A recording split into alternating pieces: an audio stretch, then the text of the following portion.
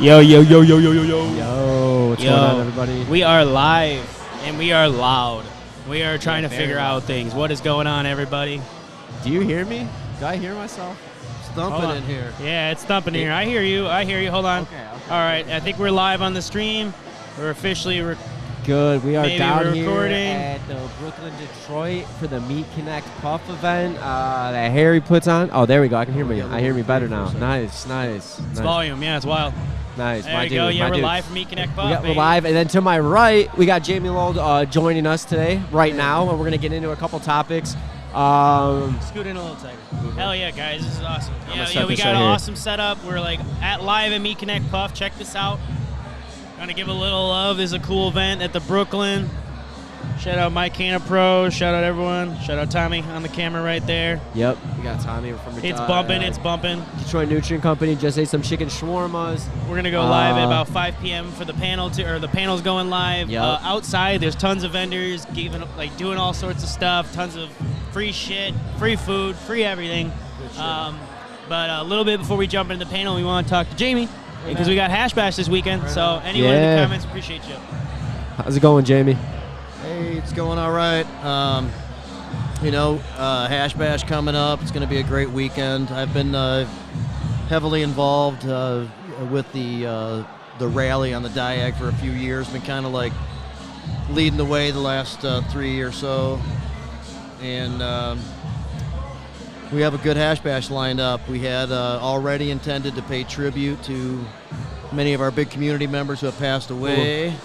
Yeah. And, obviously Rick Thompson included, my best friend, but many other important people who've been contributory. Gersh Avery, a.k.a. Peanut Butter. I don't know if you guys know his story, but that's a great one. Well, and that's the craziest thing. John Sinclair was on my mind with Hash Bash coming up. We look forward to that poem every year. I literally was just telling him, I was like, hey, we got that.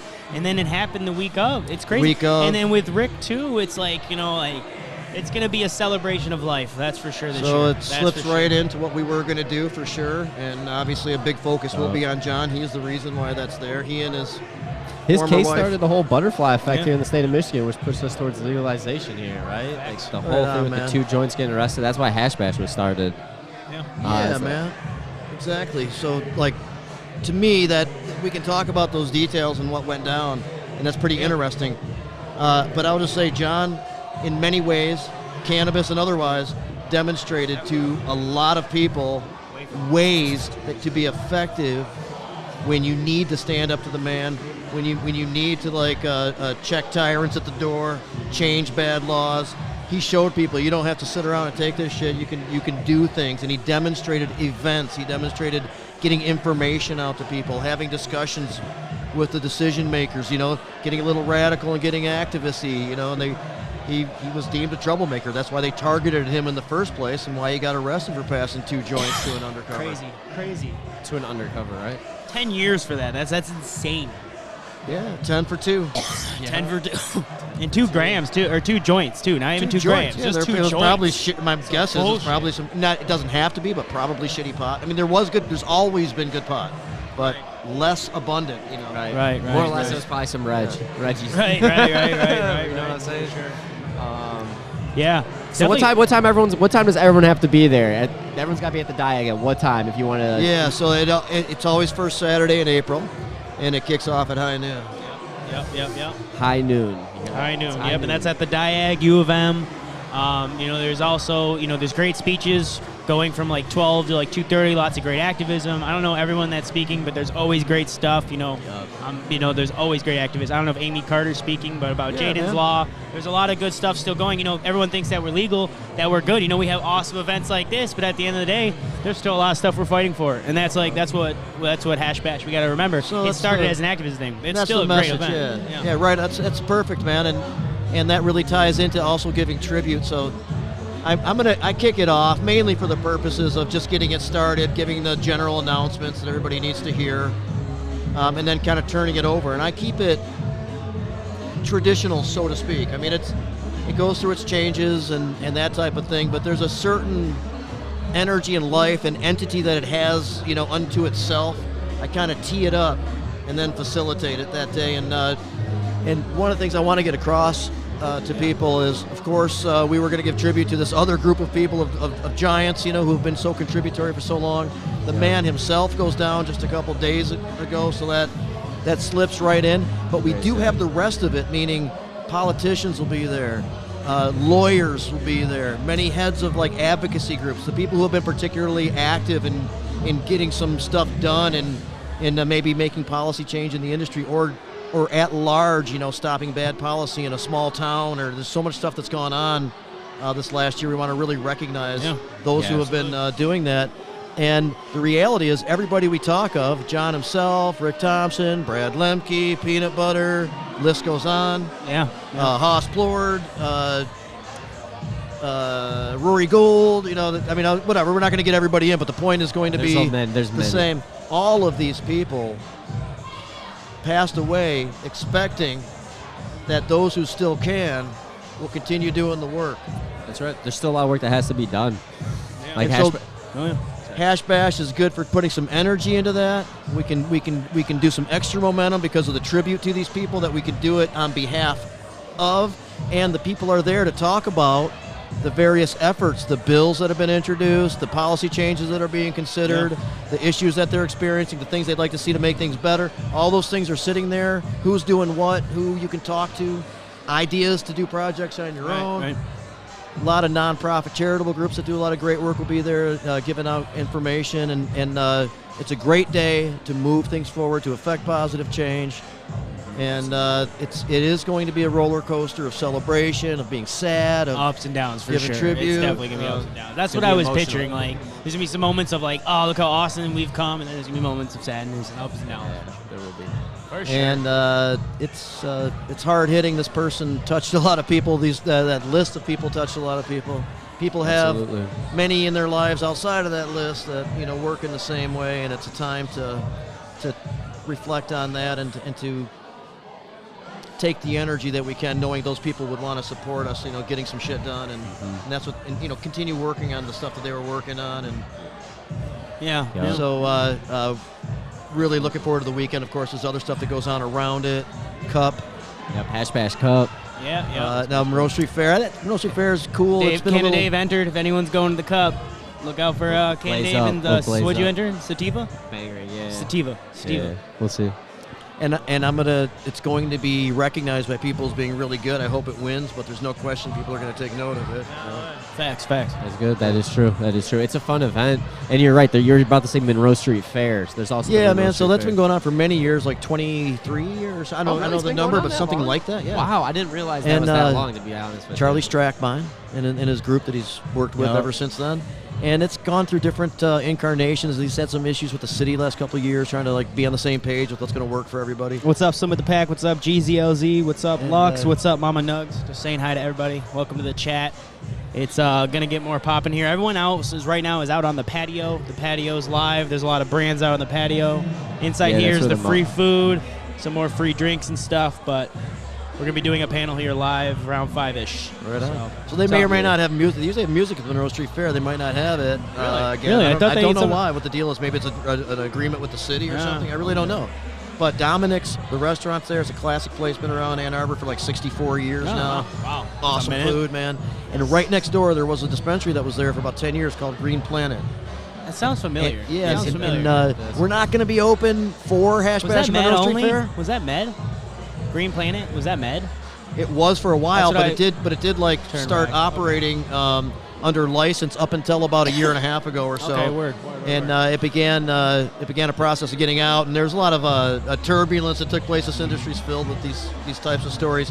Yeah. Ultimately, though, I am happy to announce that the company I'm with, and proud to be with, Meds Cafe, has worked out getting a hold of that space, and we're going to work, not right away, unfortunately, but probably about 3 weeks or so, we're going to be open there as a Meds Cafe, and really looking forward to that. It's a great location, man. That would be nice. Exciting. Congrats on that. Yeah. And John helped us out with that, by the way. Oh. And you know what? If you don't mind, I'll throw that story out here real quick. Jamie, you're full of stories, man. That's what we brought you on. Because we're just giving you guys some entertainment. It's prior to the panel. And then I'll do a little really great brief encapsulation of the Hash Bash start, man. And then we still got 3 more hours here. If you're around Detroit, get down here. But so after that weird experience, with the former place, trying to like sell and move on and stuff.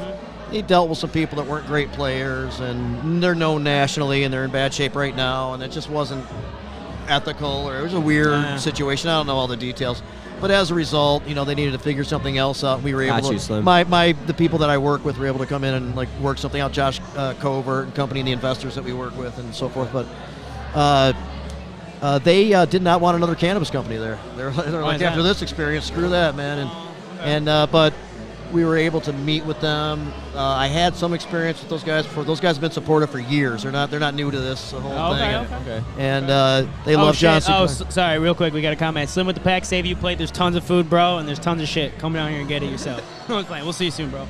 What's up? Sorry. So those guys love John and stuff. John Gino? agreed to come to the meeting with us just to hang out and just to like more confirm how cool the people are who they're about ready to do business with, and that was kind of helpful. And I was able to talk to that. His name is Rich. He's a very cool dude who owns Dominic's and the building that we're in, and it really meant a lot to him that he was able to hang with John that day. And his I mean, I've been doing the same. You reflect on this body of work, and it's really impressive. It's like while he's alive, maybe it's not the same perspective, but it's like, and like what he did in '72 with that surveillance law. Like I didn't even really. So that's a really fucking cool one. Oh my God! We dedicated our last podcast, which is out. It's out. Is it out? Yeah. Oh shit! I was like, ask this guy. So it is out. Yeah, is it out? And I was like, yeah. So we talked about that, and it's crazy, like because of John Sinclair. After the freedom, after all this movement, what he did with Hash Bash in 1972. He took his case all the way up to the Supreme Court because he was getting surveilled without his permission or without being known, right? Something like that, and that changed the whole law. It wasn't really him. He had nothing to do with it, but he was involved in the case because he got accused. Yeah. Oh, yeah. Well, he was involved. I read that. I will tell you what, man. Okay. I'll go over that in a second, but we did do a segment on Jazz Cabbage a couple of years ago. John would come on just from time to time for the hell of it or whatever, and he came on and Rick Thompson, who's also will be given tribute to, as I said. Just asked him off the cuff, man. Hey, tell us about that Nixon story, man. And John at like 80 or whatever the hell, 79, 80, is like giving us. In fact, I think it was 79 because at his 80th birthday we gave him this award that I'll mention. He started ripping off names, dates, all this detail stuff I could never even at 30 years younger, a little less than 30 years younger, but anyway. And couldn't remember now, so it was really impressive. We got this award, I think it was called the Communicators Award or something like that, for that segment. And on John's 80th birthday, we gave it the thing that we got sent in the mail for it, and he really thought that was cool. But that's out there, Jazz Cabbage. I think it's been like put into its own, shorter segment. And if you want to know the details of that, you can. So he didn't do it, man. It was about blowing up a federal building, and he thought that people thought John was in on it, and stuff like that. But he was actually in jail, I think. Okay. So, but that case did end up bringing up a constitutional question about being able to spy on our own people and stuff like that. Yeah, and that's what it seemed to. And so that did go to the Supreme Court, and the ruling came out on a Friday. I mean, it didn't come out. It was made on a Friday, about to come out on the Monday after. But the White House got word, so Nixon ordered his people to go in and get the surveillance equipment out of Watergate, and that's when they got busted. No. And that was the downfall. That's the connection. It's a really interesting story, man. Wow, dude. When I read it, I was like, I didn't even know he was involved in So if you talk to John, man, he'll be like, I would have done it. It's not like I wouldn't have done it. I just, Well, thank you for that, Jamie. Yeah, so Hash Bash real quick. I don't want to bore people. There's so much information out there, but people should know, man, that it was a really unique, interesting time when John did get out. So there's a huge rally at Chrysler Arena. John Lennon is involved, Yoko Ono, Stevie Wonder. I mean, the huge names go on. So many artists. He gets out like 3 days later. And but he continues. Someone just said, "This is so cool. I could listen to these stories all day." Oh, so cool. That's cool. You get one fan out there, Jamie. No, I'm saying. So he continues to fight his case, though, and he mounted the challenge to it constitutionally, because cannabis shouldn't be treated as an intoxicant. Many really good arguments that we would all agree with today. Many years later, and he won. His case was appealing. The justices said in their decision stuff like, "Oh, you can't treat this like alcohol." Of course not. That's not as dangerous. Stuff that makes sense now. In '72, and so for about 3 weeks, all cannabis considerations were totally abrogated. Nothing there.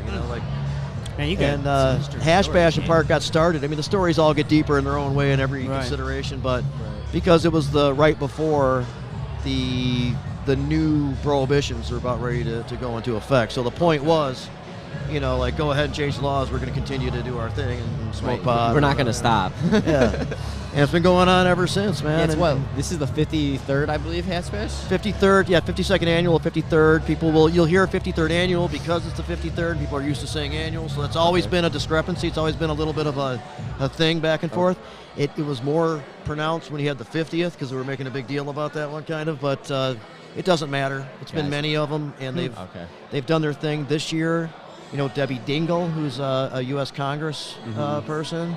Mrs. Dingell she's one of the politicians who's very important. A big federal representative. Is she speaking? She'll be speaking. Oh, awesome. And she's one of the people who have changed her mind. Like in the early days when she was in office, she didn't like cannabis, and now she supports us. So that's a good story. Man, when people switch sides, sometimes it takes a lot to switch. And I'll be honest, I'm not going to shout them out, but there's someone in my family who's turned that around, and it's like a beautiful thing.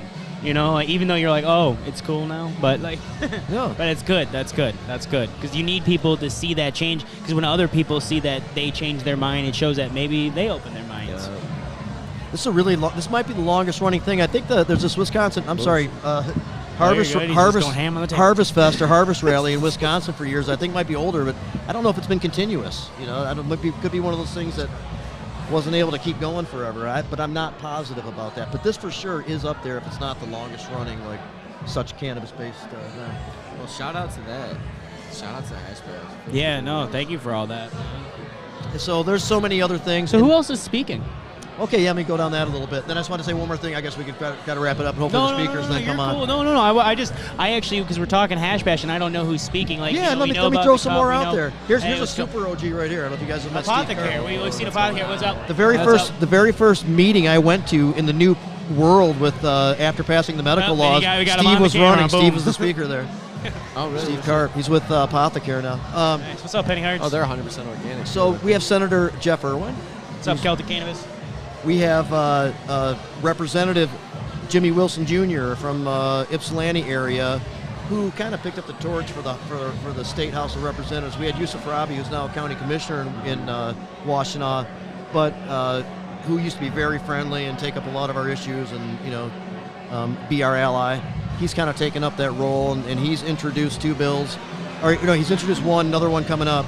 One would be to allow cannabis pediatric patients to use their medicine while on school grounds, grade school grounds. And you asked if Amy Carter was speaking. Right? That is Amy Carter. Yep. Jaden's Law, and that's important because like medical benefits are there, and like you don't want to. I don't think kids need to be shoved full of pills. It's already was the Ritalin phase, and now there's the Adderall thing that they pushed. Like, let's stop pushing like these things on kids. No sense you're messing with their chemistry. Yeah, right on. That's not good. We all know it's stupid, but we still have to get through some of these things, man. It's been done in like 12 other states though, so it's no like. I mean, it's cool that Michigan has broken some ground in this world, but you can just look to see how it works. Like it's no big deal. It's in a capsule. You just eat it like it were any other capsule or pill, and that's don't have your seizure, and that's good. So that hopefully we get some traction on that one. They're really working on it hard.